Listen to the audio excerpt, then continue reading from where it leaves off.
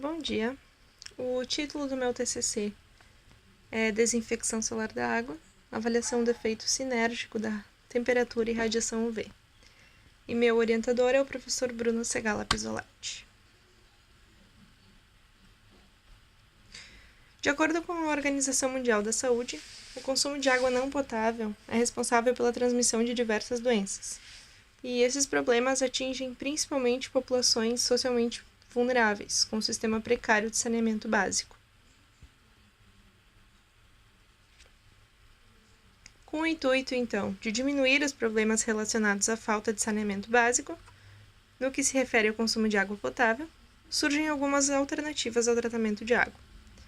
Essas alternativas são importantes principalmente em regiões socialmente vulneráveis, que não tenham acesso ao tratamento convencional de água.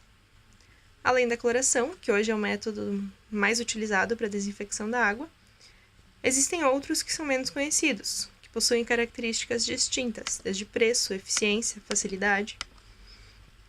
Como exemplo, tem-se a fervura, o filtro de cerâmica, desinfecção com ozônio, por luzes UV, e a desinfecção solar da água, que é o foco deste trabalho. O método de desinfecção da água consiste basicamente em inserir a amostra a ser desinfectada em determinado recipiente, que pode ser garrafa PET, sacos plásticos, recipientes de vidro, e expor essa amostra ao sol pelo período de 6 horas. Alguns autores sugerem que, caso a temperatura da água da amostra a ser desinfectada alcance 50 graus Celsius, apenas 1 hora já bastaria para desinfectar a amostra. Já em dias nublados, recomenda-se que a exposição seja feita por um dia completo ou até 2, dependendo das condições climáticas do dia. O recipiente mais utilizado normalmente são as garrafas PET, por serem facilmente encontradas e de fácil manuseio. É importante ressaltar que a água contaminada tem que ser exposta em uma superfície em que haja incidência solar sem bloqueios, então de preferência sem árvores e construções perto, para evitar as sombras. E o local de armazenagem também tem que ser previamente limpo para evitar a recontaminação e o recrescimento das bactérias.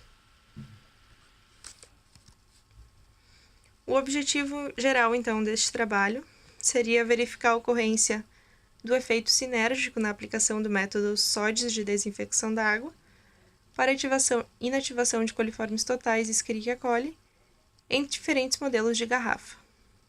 Já os objetivos específicos seriam verificar se as condições climáticas da região na qual foi feito o experimento se enquadram nas recomendadas para a aplicação do SODIS, verificar se a eficiência do SODIS é suficiente para enquadrar as amostras em 7 dos parâmetros elencados na Portaria 2914 do Ministério da Saúde, que seriam temperatura, pH, cor, oxigênio dissolvido, turbidez, coliformes totais e Escherichia coli, comparar a eficiência na inativação de coliformes totais e Escherichia coli nos diferentes modelos de garrafa, que seriam garrafas transparentes, parcialmente pintadas de preto e totalmente pintadas de preto.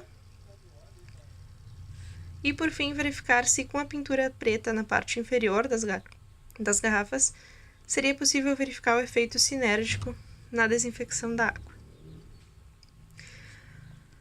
Lembrando que, embora esse método de desinfecção solar seja mais utilizado em países da África e da Ásia, onde os sistemas de tratamento de água ou não existem ou são extremamente precários, no nosso país ele pode e é implantado em populações, por exemplo, do Nordeste brasileiro, ou também em comunidades rurais que utilizam água de poço, por exemplo, que pode conter coliformes.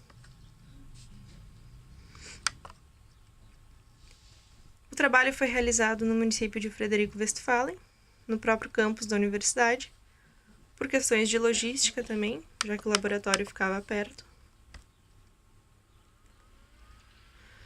Quanto às condições climáticas, Frederico se localiza em uma zona de clima subtropical úmido, e, de acordo com a escala climática de Köppen-Geiger, a cidade possui a classificação CFA, o que sugere precipitações abundantes e bem distribuídas ao longo do ano. Essa classificação correlaciona alguns fatores regionais, como temperatura, precipitação e até o bioma no qual a região está inserida. A imagem diz respeito ao Atlas Solarimétrico do Brasil, que mostra a média anual de radiação solar global diária. Como é possível observar, A região sul é a que apresenta os menores valores, sendo que na região norte e centro-oeste os valores são mais altos. Lembrando que essa imagem é a média anual. Nos meses de verão, então, esses valores tendem a ser mais altos e nos de inverno um pouco mais baixos.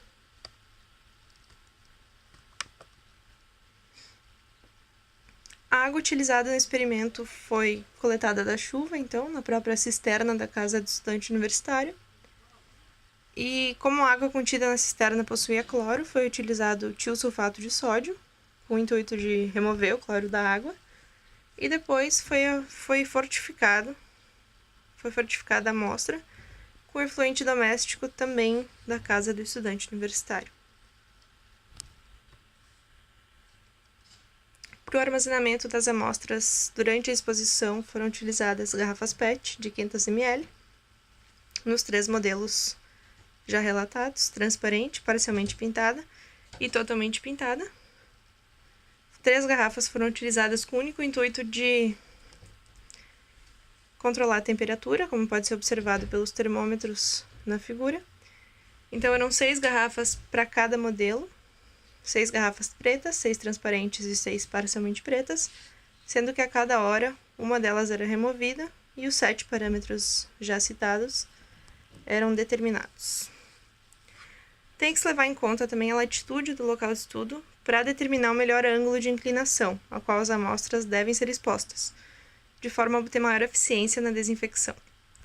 Por conta disso, as garrafas foram direcionadas para o norte, já que a área de estudo se localiza no hemisfério sul, e o ângulo de inclinação no qual foi feita a estrutura foi de 27 graus, devido à latitude do local.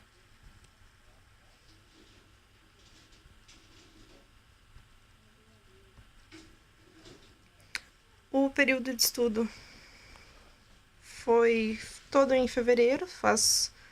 O experimento foi realizado em quadruplicata, em 4 dias do mês de fevereiro deste ano. As garrafas das primeiras repetições foram expostas às 10h47 e 10h48 da manhã, e as últimas às 9h47, devido ao fim do horário de verão, então ocorreu essa discrepância, já que o objetivo do trabalho era obter a maior incidência de radiação possível. Então, a exposição foi feita de modo que o meio-dia solar ocorresse exatamente 3 horas após o início do experimento. Os parâmetros de controle, então, analisados no experimento foram cor, turbidez, pH, temperatura, oxigênio dissolvido, coliformes totais e Escherichia coli. Além disso, os dados referentes às variáveis climáticas nos dias dos experimentos foram obtidos no site do INMET, e o estudo também foi montado ao lado da estação automática por conta disso.